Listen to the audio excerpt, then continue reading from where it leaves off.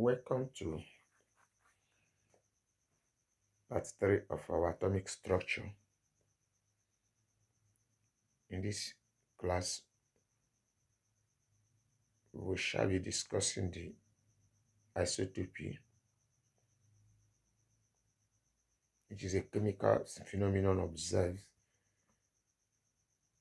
in most elements.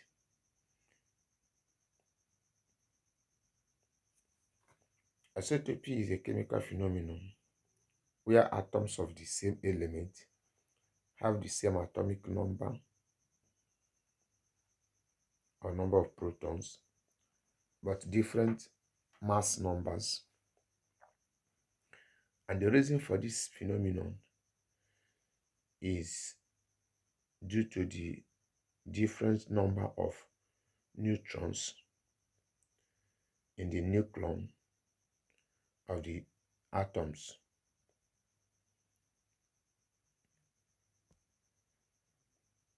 Such elements that exhibit this have the same chemical nature, undergoes the same chemical reaction because the number of protons they contain are the same, meaning that the number of electrons in their valence shell are usually the same. Isotopes are different atoms of the same element that contain the same number of protons but a different number of neutrons. So the element that exhibit isotopy, the different atoms of such element are referred to as isotopes.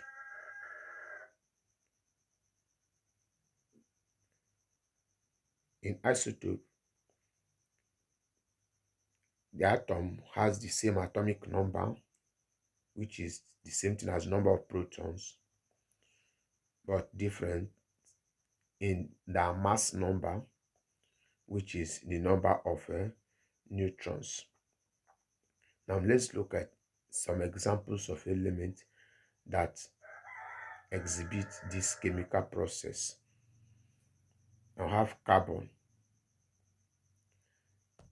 Carbon exhibits isotopic phenomenon, and there are 3 isotopes of carbon. Carbon 12 isotope, carbon 13 isotope, carbon 14 isotopes. Now if you look at carbon 12 from the symbols here, you can see that the atomic number of each isotope is the same, 6. The mass number, atomic mass, is 14 for carbon 14, 13 for carbon 13, and 12 for carbon 12. And let's look at the particles in each of the isotopes. For carbon 12, we have the number of electrons. In the inner shell, we have 2. In the outer shell, we have 4, making total of 6 electrons. And the particles in the nucleons, we have 6 protons, 6 neutrons. So in carbon 12, all the particles are equal in number: 6 protons, 6 neutrons, 6 electrons. For carbon 13, the number of electrons in the inner shell are 2, 1, and 2. The number of electrons in the outer shell, the valence shell, are 1, 2, 3, 4. Now let's look at the nucleons. The nucleon contains 6 protons, 7 neutrons. 6 protons, 7 neutrons. So it is 1 neutron more than carbon 12. For carbon 14, the inner shell contain 2 electrons. The outer shell contain 1, 2, 3, 4. 4 plus 2 making 6. Now the nucleon contain 6 protons, 8 neutrons. So it is 1 neutron more than carbon 13 and 2 more than carbon 6 and 12. So in other words, we have here the number of neutrons is equals to 6. Here the number of neutrons is equals to 7. And here the number of neutrons is equals to 8. Now, are all these carbon atom? Yes, carbon atom with the different physical properties such as density, boiling point, and so on. Chemically, do these different isotopes behave in a similar way? Yes, and they will undergo the same chemical reaction. Why? Because the number of electrons in the outer shell are the same. So they have the same valency, and therefore they will undergo similar chemical reaction. Is this the only element that exhibits this phenomenon? No. What are other examples? Let's look at hydrogen, for instance. Hydrogen has 3 isotopes: isotope protium, deuterium, and tritium. Protium has atomic mass 1 and atomic number 1. Deuterium has atomic mass 2, atomic number 1. Tritium has atomic mass 3, atomic number 1.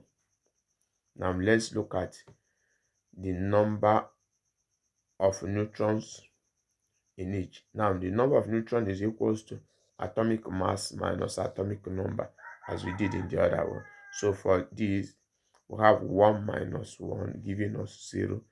And for deuterium, we have 2 minus 1 equals to 1. And number of neutrons in tritium is 3 minus 1 equals to 2. And among these 3, this is the most stable isotope. Just as in the case in carbon, the carbon-12 is the most stable isotope. Now we see that the isotope of hydrogen, protium, is the only element in the periodic table that do not have the complete atomic particles. It doesn't have the complete atomic particle. Remember that an atom has 3 particles: proton, neutrons, electrons. But this has 1 proton, 1 electron, but neutron is equals to 0. What are other elements that we can also give as example? Chlorine. Chlorine has also 2 isotopes.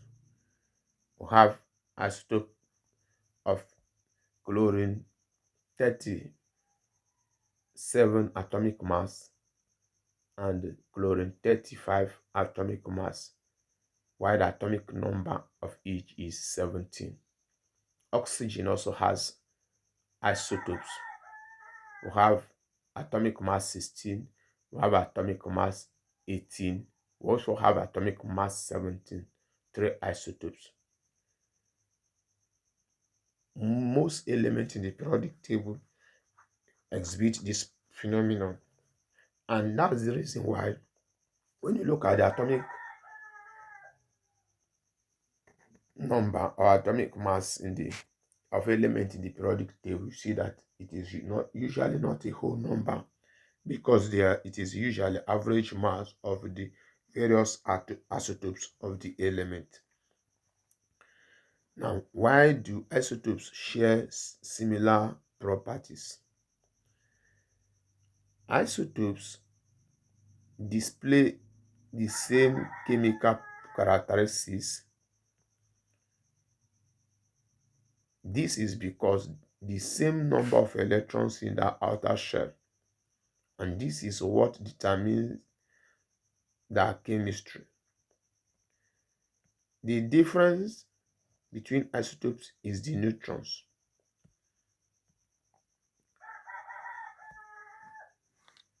which are neutral particles within the nucleus and add mass only. The difference in mass affects the physical properties. Difference in mass affects only the physical properties. It has nothing to do with the chemical property. So the physical properties such as density, such as boiling point, such as melting point. So note that chemically, the different isotopes will undergo the same chemical reaction. You only find variations in the physical behavior, such as the density, such as boiling point and melting point, and a few other physical properties. And it is because they undergo similar chemical properties or similar chemical reaction that makes them to be the same element, because the identity of that element is the what? The atomic number, which is the same. So and once they contain the same atomic number, if you configure the electrons in them, you will see that they end up having the same number of electrons in the shells. And remember that it is the number of electrons in the shells, especially the valence shell, that give the chemistry of each element. Calculation of relative atomic mass.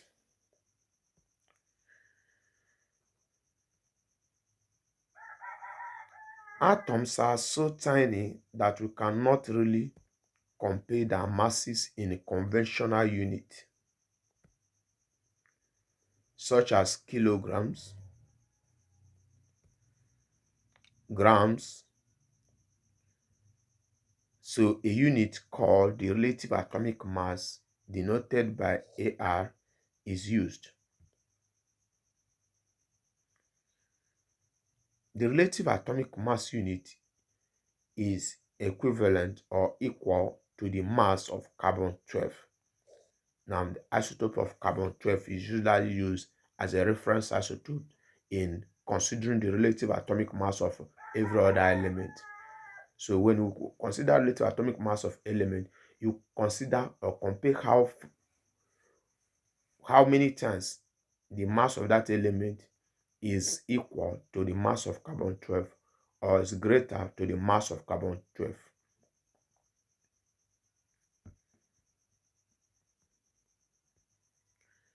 All other elements are measured by comparison to the mass of carbon-12 atom. And since these are ratios, the relative atomic mass has no unit. So relative atomic mass has no unit. It is not measured in gram, it is not measured in kilogram, it is not measured in tons. Why? Because it is a comparative mass. For example, hydrogen has a relative atomic mass of 1, meaning that 12 atoms of hydrogen would have exactly the same mass as 1 atom of carbon. So 12 atoms of hydrogen is equivalent in mass to 1 carbon-12 isotopes. To 1 carbon-12 isotope.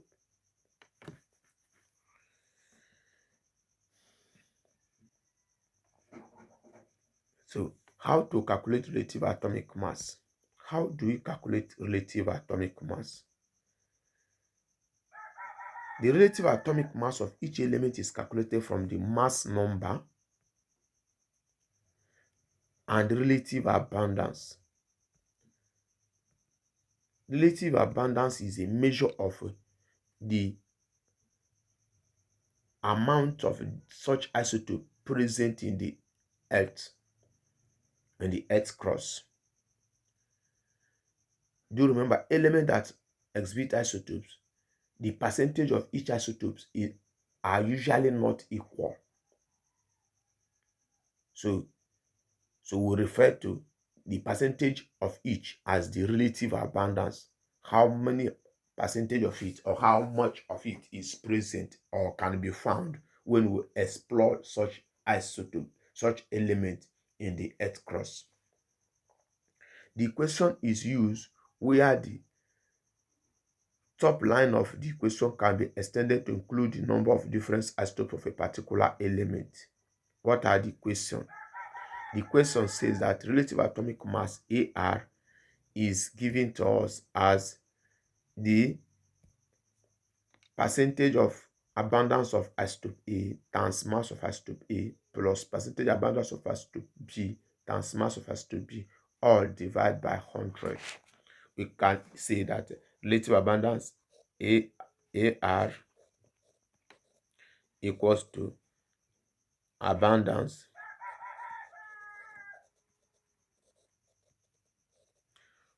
of A all over 100 times mass of A plus abundance of B times mass of B all divided by 100.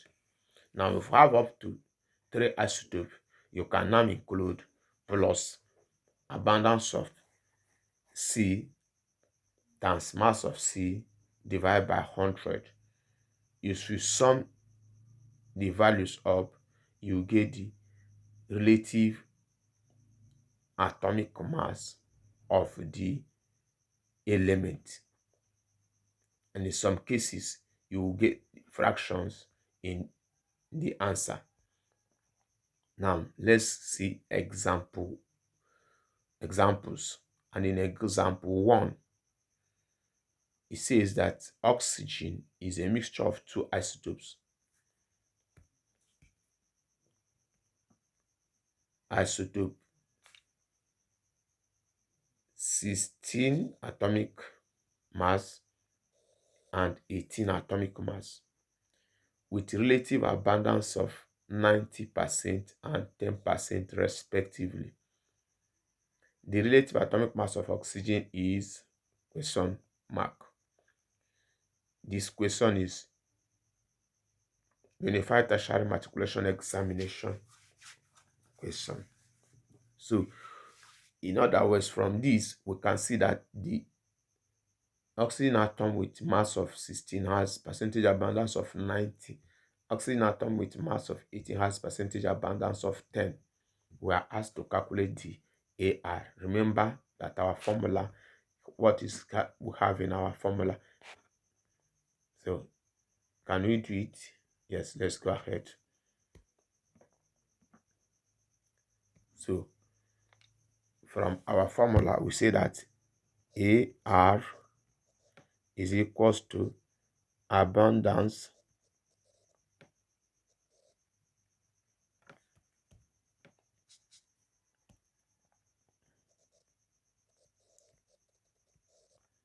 of A times mass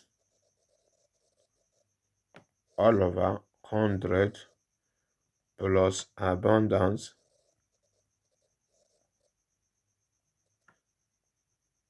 of B times mass by 100.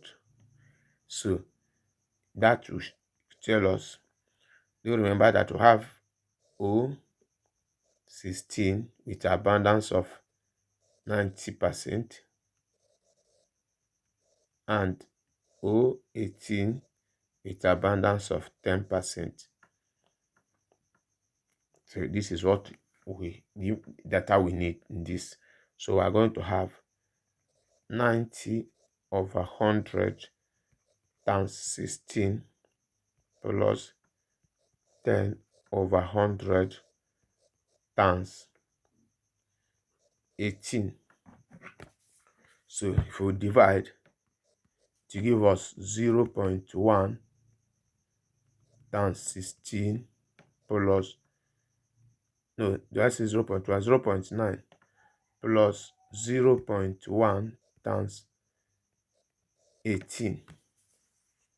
So for plus our calculator, we have 14.4 plus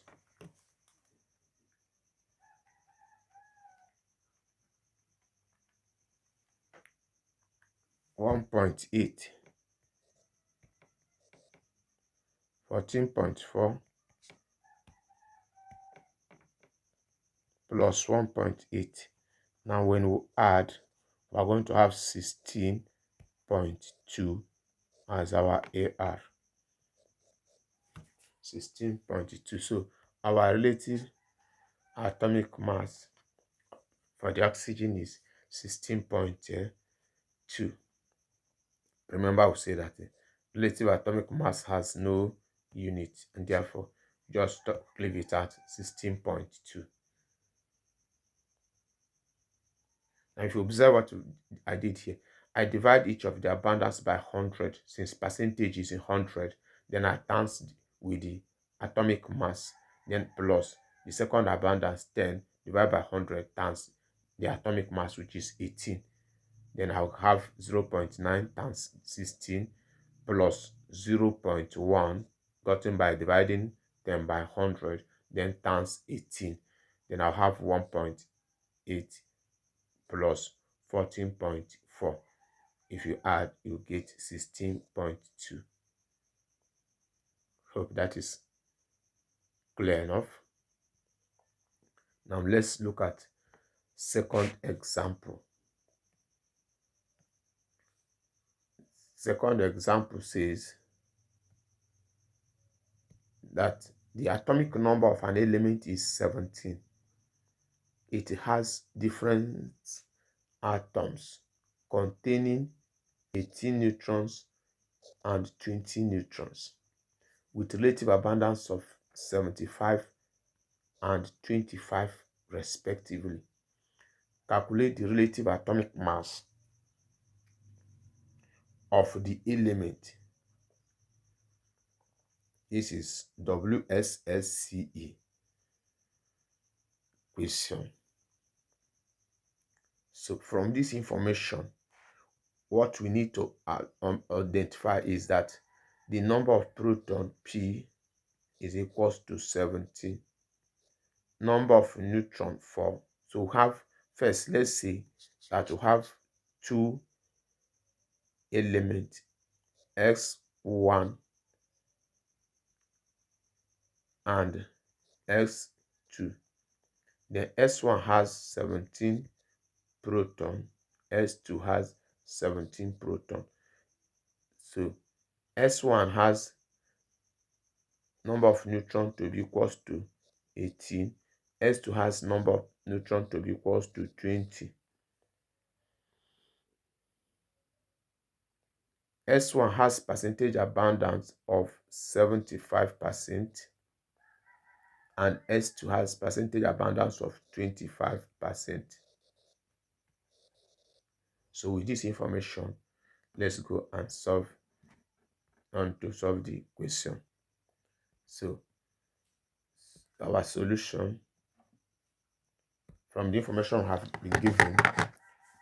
So we earlier said that X1 has number of proton to be equals to 17, number of neutron to be equals to 18, and percentage abundance to be equals to 75. Then S2 has protons to be equals to 17, neutrons to be equals to 20, percentage abundance to be equals to 25.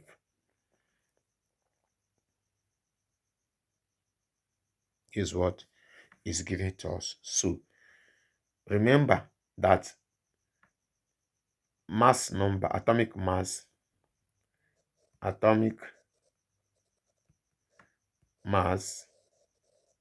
equals to number of proton plus number of neutrons. So for x1, the number of atomic mass of x1 will be equals to, that will give us in s1 to be equals to 17 plus 18, giving us 35. For s2, we'll have 17, which is number of proton, plus 20 equals to 37.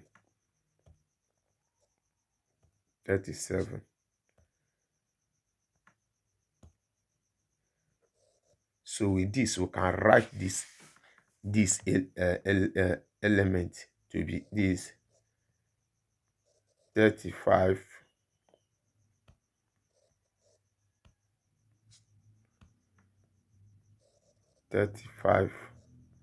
17 for s1 and x2 37 17, abundance 25, abundance 75. So these are the two isotopes percent. But this is not what we are asked to find. We are asked to find AR, relative atomic mass. So let's find the relative atomic mass. If we want to find the relative atomic mass AR, okay, let me clean up space. So let's find the relative atomic mass. Haven't seen here to see the information we have. So let's keep in mind our information. So the relative atomic mass AR will be equals to 75 over 100 times 35 plus 25 over 100 times 37. That will give us 0.75 times 35 plus 0.25 times 37. This will give us 26.25 plus 9.25. Now let's add some of 26.25 plus 9.25 will give us 35.5 as the AR. 35.5 is the relative atomic mass of the element. Hope this clear enough.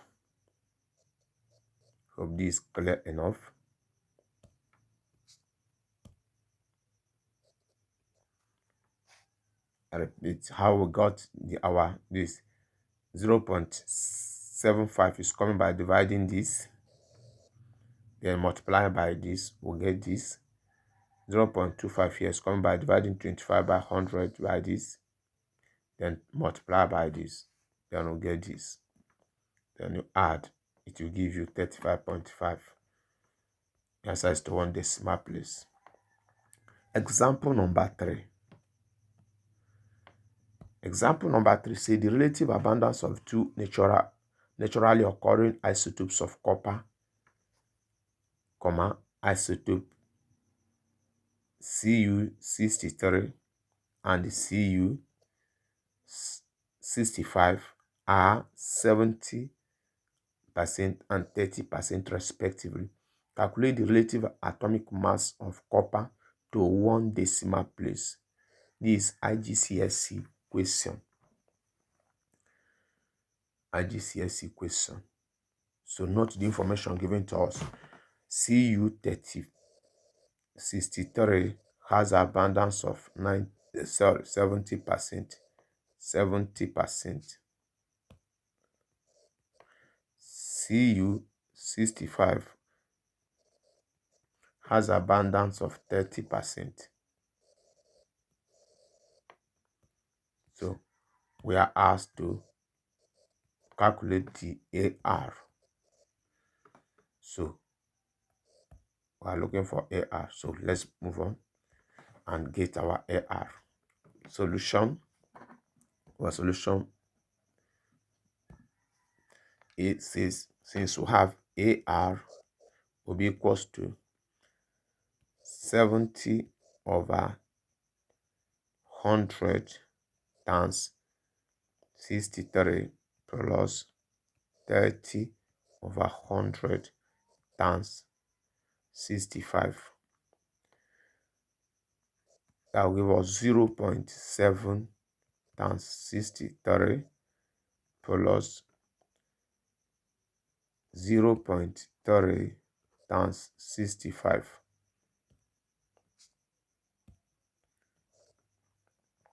So if you have, you see 44.04. Let's check.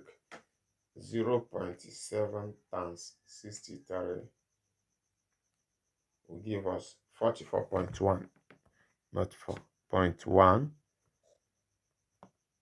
plus 0.3 times 65 will give us 19.5. 19.5. So when you add 19.5 plus 44.1, we'll have 63.6 as our answer to one decimal place. 63.6 is the answer. We'll go to the final example, and this particular example is so interesting. Here, what you are asked to calculate is different from the relative atomic mass. And example 4 says that an element X with relative atomic mass, so AR, has been given as 16.2, contain two isotopes. Atomic mass 16 and atomic mass 18. Calculate the percentage abundance. This is West African Senior School Certificate Examination. Here it is the percentage abundance we are now asked to find and not the AR. So let's move ahead to our solution box. So in our solution, what we identify the parameters we have AR to be equals to 16.2. We have 16 and we have 18.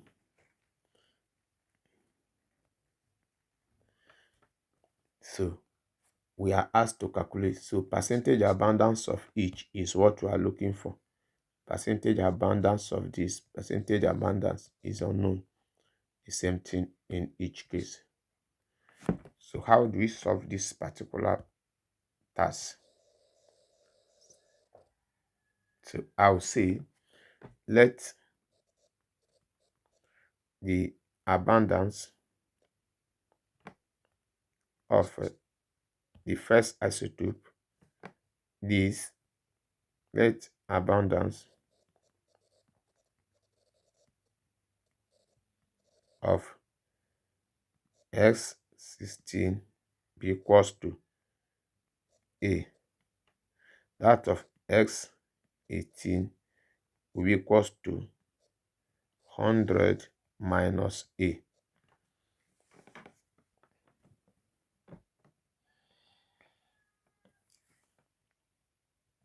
Then with this we will now have that since we now have AR is equals to A over 100 times 16 plus 100 minus A over 100 times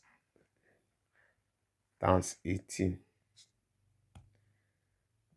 times 18. Sorry, the space is becoming too small. Times 18.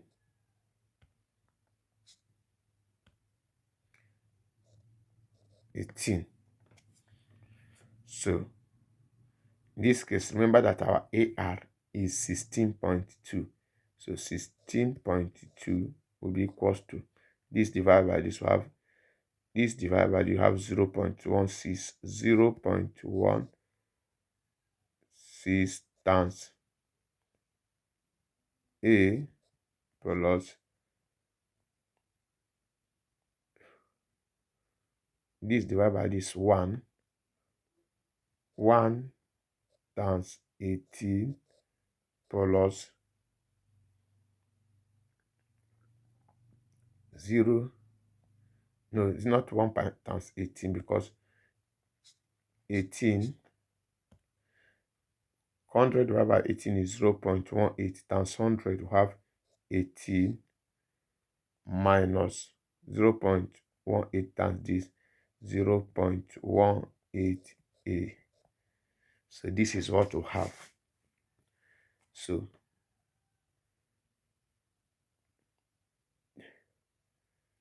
this will give us 16.2 equals to 0.16a plus 18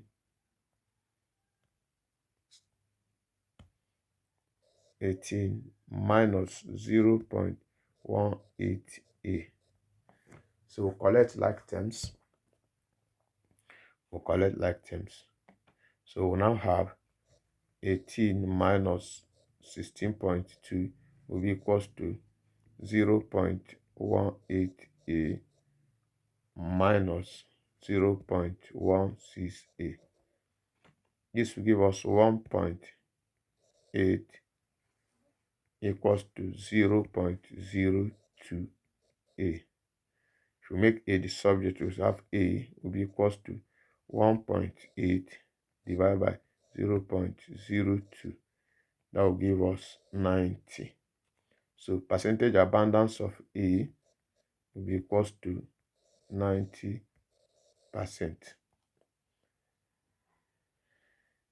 90%. So having said that, we remember that we say for the second isotopy to be 100 minus A. So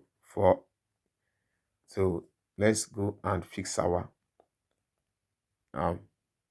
so it now means that A here, percentage abundance for A here equals to percentage abundance here is 90%. Percentage abundance here is 100 minus 90, since A is 90.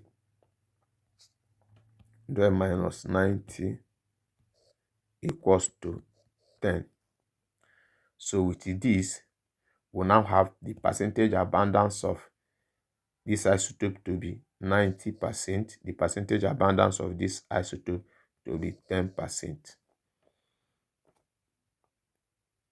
So in writing it clear, we can now say that the element has a percentage abundance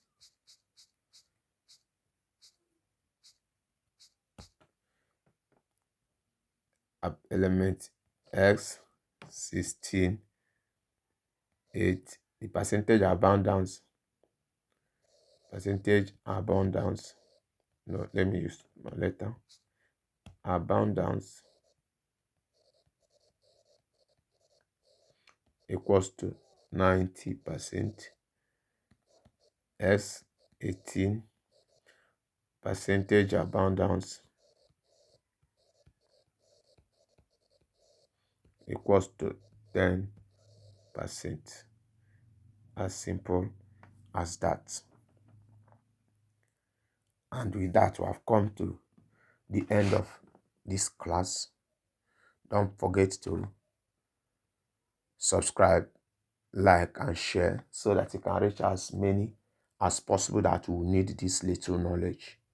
It is simple to you because you know it. There are those that get confused at this point that will not be able to solve it. With this can help them get clear information of what they are required to do. Don't forget again to drop your suggestion, observation, and correction, and possibly topic of your interest so that we can look at the topic together and find solution to your challenges. Thank you for watching.